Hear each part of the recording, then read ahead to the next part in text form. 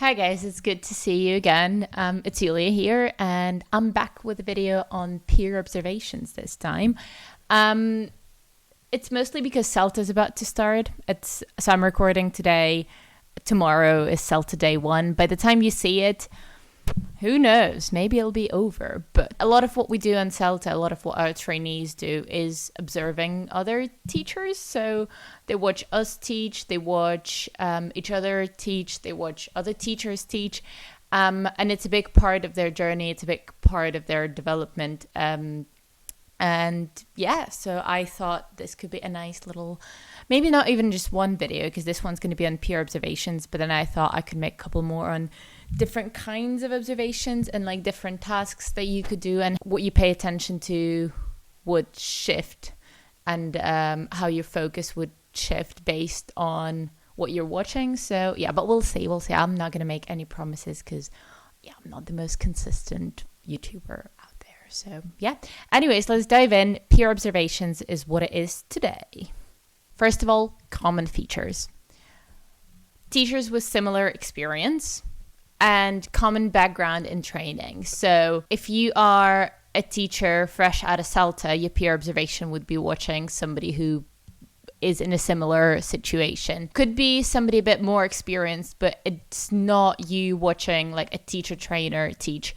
It's not it could be, but then it's not really a peer observation. And then it's going to become clear a bit later as to why it's not. Somebody with similar amount of experience, similar training. So that's what makes a peer observation. It's also very often integrated into CPD. So some schools, most schools, they have their own like in-house CPD programs where teachers might have like an action plan maybe, or they tell their mentors that like, oh, I'm interested in this, I'm interested in that. And very often peer observations become a part of that, right? And then obviously the teacher who's being watched, they're not being assessed. And that means that there's a lot less stress involved. So peer observations are just different in nature. It's more like, oh, show me what you do, because I might try to do that with my student, or like, oh, can you have a look at how I do this? Do you do the same thing, or do you do something similar but different? So it's more of that rather than I'm going to watch you and tell you what you need to improve. And obviously it's flexible. So you could watch a face-to-face lesson, you could watch an online lesson, you could watch a recording, you could be there in person, you could stream. So the possibilities are endless. As long as everyone involved is happy with the format, you're free to do whatever, basically. Now, what are some good things about peer observations? Well, first of all, as I've said, it's less intimidating. You're not being assessed. Nothing's at stake. So yeah, it's just a colleague watching your lesson, trying to get ideas from you. That's all it is. It's also for the person watching, it's a chance to reflect on their teaching, because often we're not aware of the things we do. And then seeing somebody else do it, or somebody else do something differently, is a nice way to ask yourself, like, oh, why am I doing it this way rather than that way? Should I try it? What could be the consequences and stuff like that? So it's a nice reflective opportunity. You could also steal ideas, classroom management activities, even like a catchphrase, like a grouping idea. So it's, endless possibilities. Use it. You can also boost your language awareness. And what I mean by saying that is watching you might see how your colleague conveys something differently, how they ask maybe slightly different CCQs, maybe they use different technique to clarify the meaning. So it's always nice to see people do it, because then it might give you more ideas as to like, oh, what do I do if my students don't get this? Oh, I'm going to try a different way. So yeah. And confidence building. For both, I'd say for both the teacher being observed and the teacher observing, because for somebody who is being observed, it's like having somebody else in the room watching you teach. Even if you know that they're not there to criticize you, can still be nerve-wracking, even if you're a super experienced teacher. So it's a nice practice to just have somebody there in the room. Because then, if you go on and you become a teacher trainer, if you go on and you become a mentor, you will have people in your room. So it's just, it's fine. And then also for the person watching, it's like, it's kind of a confirmation that like, yes, what I'm doing is good. Like I'm doing the right thing because here's my colleague who is a qualified teacher and they do the same thing. So yeah, it's always good to get that double confirmation. That's always nice. And when you're not teaching, it's good to have a look at what the students are doing in that classroom. And it's nice to sort of like, because even like with things like instructions, for example, when you give instructions or when you script instructions, like you're thinking that's your POV, that's teacher's POV. But then like we don't always put ourselves in our students' shoes. So just being in that room, hearing, let's say, an instruction, and then seeing how students react to it while being out of the situation, while not being involved, could give you some insights. And you might see how they react, what they interact, how they react, how they interact with each other, with the teacher. So it's a nice chance to have a look at that as well. But peer observations, yes, they're great, like I've just told you, but there's a couple of things to be mindful of. Okay. First of all, the echo chamber effect. What I mean by this is if you end up only observing teachers with very similar backgrounds to yours and with very similar experience to yours, it's not gonna give you much in terms of development, and it's not gonna challenge you much.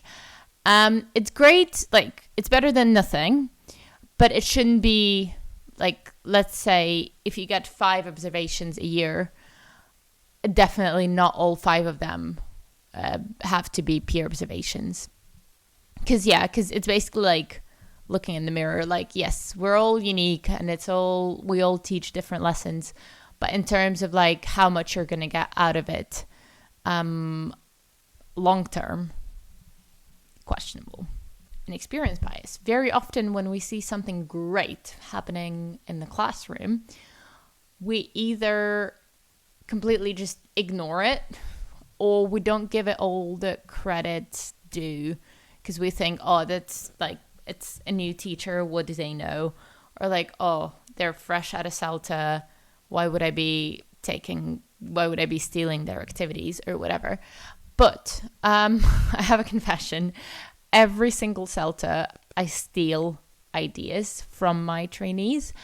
And it doesn't mean that like you need to steal a lesson framework because they come up with something amazing. It could be little things. Pay attention to how they are grouping their students. Pay attention to how they transition from one stage to another. Notice how they greet their students, how they part ways with their students. So like it's very often all the little things that make a big difference. It sounds very cheesy, but that's true. So yeah, don't be fooled by that. Don't fall into that trap. If you're losing face, obviously, if you're being observed by a peer, very often it's like, oh my God, what if I make a mistake? What do I do if like my students don't get all the answers right from the first try? You know what I mean? So it's, but then again, I guess it's just like being used to having somebody in the room with you. We're qualified for the job. We're there for a reason. Just having some faith in yourself would be good. Yeah, when it comes to feedback, that could be a bit funny. Because first of all, especially for like teachers like straight out of CELTA, for example, or less experienced teachers, when they don't have much experience giving feedback, that could be ineffective because they're not always sure what they should be focusing on. They're not always sure how to deliver it right. So that could be a bit of a sensitive thing. But then also it creates this funny power dynamic, almost of like, oh, we're equals, but now why are you there criticizing me and telling me what I need to improve? What I need to improve on, if like, yeah, why? What is this? You're not my mentor. You're not my academic director. You're not a senior. Like, what's happening? Yeah, but we'll have a look at how that could be avoided a little bit later. Sorry, I went back. Timing, and then there's two things in terms of timing. So first of all, obviously, if you're watching somebody's lesson, you're not planning your own and you're not grading papers. Like you're basically, you got another 2 hours or however many hours on top of your current workload. But then also it might be tricky to find a time when you can observe somebody, because very often if you teach for a school, you're all teaching at the same time. So just ask your mentor or ask your academic director, whoever's in charge, if maybe they could cover your lesson, or maybe they could think of like, maybe they could suggest something else. Like I've said, maybe you could record a lesson and then watch it in your free time later. But yeah, so that could be tricky. And the comparison trap. So it's basically the opposite of my second point of inexperience bias. When you watch a lesson and you're like, wow, this is so great. My lessons are just like, what am I doing? And then your imposter syndrome kicks in and you're like, I'm the worst teacher ever. Look at this wonderful, great teacher. I'm nothing like them. Yeah, it's a trap. Okay. You're great. You're amazing. And I'm sure if that teacher watched your lesson, they could easily make a list of like of all the great things that you do in your classroom. So yeah, it's just your mind playing games with you. Don't pay attention. I mean, sometimes yes, but don't fall into that trap. You're great. And now, based on everything I've said so far, I thought I could put together like a little peer observations checklist. Just if you're thinking about observing somebody or asking somebody to observe you, I thought these things could be helpful for just to ensure that everyone involved is happy. So first of all, when you go and when you're observing a lesson, make sure you have a clear focus and make sure you take notes. When I say clear focus, don't just go to like, oh, I'll have a look at how they teach this class. That's no focus. Yeah, so maybe have like 3 questions, probably not more than 3, of like, what do you want to see? Why are you in that room? So you can be like, okay, how do they handle feedback? How do they drill? How do they clarify meaning? If a student misunderstands it, boom. That's your 3 questions. So for the whole lesson, that's the only thing you're paying attention to. Or you could be like, okay, top 3 activities I would steal from this lesson. Or how do they group? Do they group? Do they change those groups? So like, make sure you have a reason why you're in that room. Second point, ask for a lesson plan or outline. It does not have to be like a CELTA style lesson plan with instructions scripted with an LA sheet and all that. Obviously not. You don't want to make it difficult for the person you're watching. They're already kind enough. You have a chance to watch the lesson. But maybe even if they just tell you like, oh, it's this book, that unit, this grammar topic, for example, that's already enough for you to have an idea of what you might see in the classroom. And then it's just easier for you to puzzle the things together. And then a good idea is to use an observation form or a template for your notes. So maybe if you did like a CELTA course or a similar teacher training course, you might still have your observation tasks. You can use them when you observe later on. And you can also find like a million of them online focused on everything. And you can also make one. So turn the 3 questions that you want to pay attention to, turn that into like a template or a form. Make sure you watch the students, not just the teachers, and not just their interaction in terms of language learning, but just in general, how do they interact with each other? When they don't know something, do they ask for help? Do they not? How do they signal those things? Do you think they're interested? Why do you think they're interested? And try to get some insights from that as well, from being like sort of backstage and being able to see what they're doing, what they're up to. Have a chat afterwards. It's not always feedback, because maybe the teacher you watched, maybe they don't want feedback, and that's fine as well. But like, just some human interaction. Be like, oh, thanks, I really enjoyed the lesson. Thanks for having me. Yeah, just like be nice. Don't just get up and leave. Swapping roles could be good. That could help with that funny dynamic. Because like, if you get to give me feedback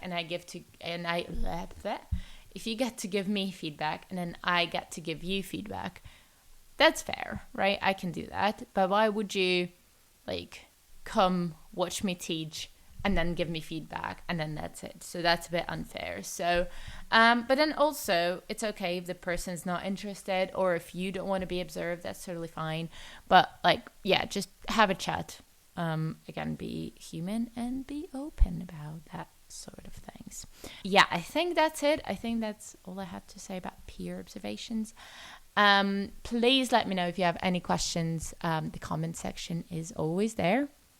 And as always, thank you guys for watching. My Instagram, if you're not following me yet, what are you doing? So CELTA starts tomorrow, so I'll see if I can be a bit more on it this time, because every single time I'm like, oh, this is interesting and this is interesting, and I could tell them about this and about that, and then I get just so overwhelmed with everything with the course. But this time it's a smaller course, so hopefully I'll have a bit more time to be sharing some stuff with you. But you'll definitely see me in other videos as well. So yeah, thanks for being there, you guys. Bye.